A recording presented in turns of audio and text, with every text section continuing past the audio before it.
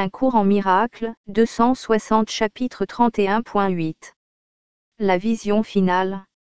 8. Choisis à nouveau. La tentation a une seule leçon qu'elle voudrait enseigner sous toutes ses formes, partout où elle se produit. Elle voudrait persuader le Saint-Fils de Dieu qu'il est un corps, né dans ce qui doit mourir, incapable d'échapper à sa fragilité et lié par ce qu'il lui ordonne de ressentir.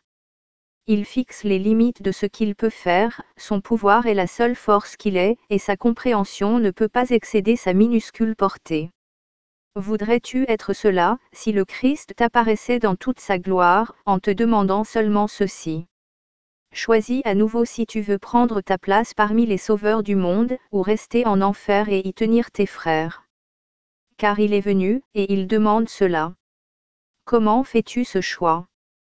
Comme cela est facile à expliquer. Tu choisis toujours entre ta faiblesse et la force du Christ en toi. Et ce que tu choisis est ce que tu penses réel. Simplement en n'utilisant jamais la faiblesse pour diriger tes actions, tu ne lui as donné aucun pouvoir. Et la lumière du Christ en toi est mise en charge de tout ce que tu fais. Car tu lui as apporté ta faiblesse et il t'a donné sa force à la place. Les épreuves ne sont que des leçons que tu as manqué d'apprendre et qui te sont présentées à nouveau, de sorte que là où tu avais fait le mauvais choix auparavant, tu peux maintenant en faire un meilleur, échappant ainsi de toute la douleur que t'avait apporté ce que tu as choisi auparavant. Dans chaque difficulté, chaque détresse et chaque perplexité, le Christ t'appelle et dit doucement, « Mon frère, choisis à nouveau ». Il ne voudrait pas laisser une seule source de douleur non guérie, ni aucune image pour voiler la vérité. Il voudrait enlever toute la misère de toi, que Dieu a créée comme autel à la joie. Il ne voudrait pas te laisser inconsolé, seul dans des rêves d'enfer, mais il voudrait délivrer ton esprit de tout ce qui te cache sa face. Sa sainteté est tienne parce qu'il est le seul pouvoir qui est réel en toi.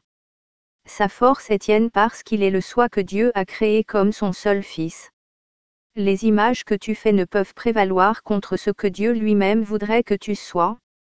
N'aie jamais peur, donc, de la tentation, mais voilà telle qu'elle est, une autre chance de choisir à nouveau et de laisser la force du Christ prévaloir en chaque circonstance et en chaque endroit où tu avais auparavant élevé une image de toi-même. Car ce qui paraît cacher la face du Christ est impuissant devant sa majesté, et disparaît devant sa sainte vision. Les sauveurs du monde, qui voient comme lui, sont simplement ceux qui choisissent sa force au lieu de leur propre faiblesse, vue à part de lui. Ils rédimeront le monde, car ils sont joints dans toute la puissance de la volonté de Dieu. Et ce qu'ils veulent est seulement ce qu'il veut? Apprends donc l'heureuse habitude de répondre à toute tentation de te percevoir toi-même comme faible et misérable par ces mots. Je suis tel que Dieu m'a créé. Son Fils ne peut pas souffrir. Et je suis son Fils. Ainsi la force du Christ est invitée à prévaloir, remplaçant toute ta faiblesse par la force qui vient de Dieu et ne peut jamais faillir. Ainsi les miracles sont aussi naturels que la peur et l'agonie paraissaient l'être avant que le choix de la sainteté n'ait été fait. Car avec ce choix toutes les fausses distinctions ont disparu, les alternatives illusoires sont mises de côté, et rien ne reste pour interférer avec la vérité. Tu es tel que Dieu t'a créé, comme l'est chaque chose vivante que tu regardes, en dépit des images que tu vois. Ce que tu vois comme maladie et douleur, comme faiblesse, souffrance et perte, n'est que la tentation de te percevoir toi-même sans défense et en enfer. N'y cède pas, et tu verras toute la douleur, sous toutes ses formes, où qu'elle se produise, disparaître simplement comme brume au soleil. Un miracle est venu guérir le Fils de Dieu et fermer la porte à ses rêves de faiblesse, ouvrant la voie à son salut et à sa délivrance. Choisis à nouveau ce que tu voudrais qu'il soit, en te souvenant que chacun de tes choix établit ta propre identité telle que tu la verras et la croiras.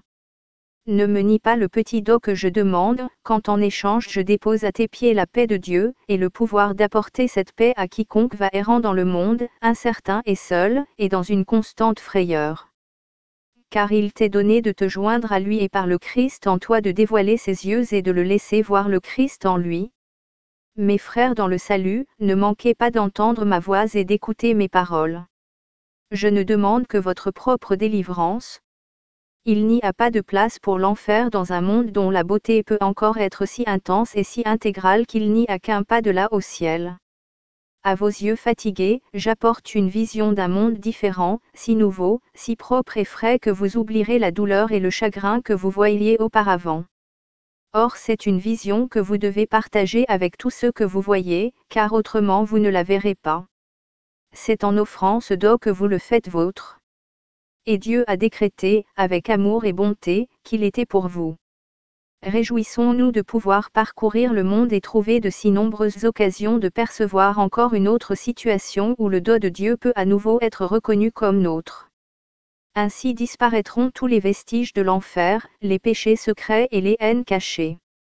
Et toute la beauté qu'il dissimulait apparaît à nos yeux comme les jardins du ciel, pour nous élever bien au-dessus des routes épineuses sur lesquelles nous voyagions avant que le Christ n'apparaisse. Entendez-moi, mes frères, entendez et joignez-vous à moi. Dieu a décrété que je ne pouvais pas appeler en vain, et dans sa certitude je repose. Car vous entendrez et vous choisirez à nouveau. Et par ce choix chacun est rendu libre. Je te rends grâce, Père, de ces saints qui sont mes frères comme ils sont tes fils. Ma foi en eux est la tienne. Je suis aussi sûr qu'ils viendront à moi que tu l'es de ce qu'ils sont et seront à jamais. Ils accepteront le don que je leur offre, parce que tu me l'as donné en leur nom. Et comme je ne voudrais faire que ta sainte volonté, ainsi choisiront-ils. Je te rends grâce pour eux. Le chant du salut résonnera de par le monde chaque fois qu'ils choisiront. Car nous sommes unis dans un même but, et la fin de l'enfer est proche.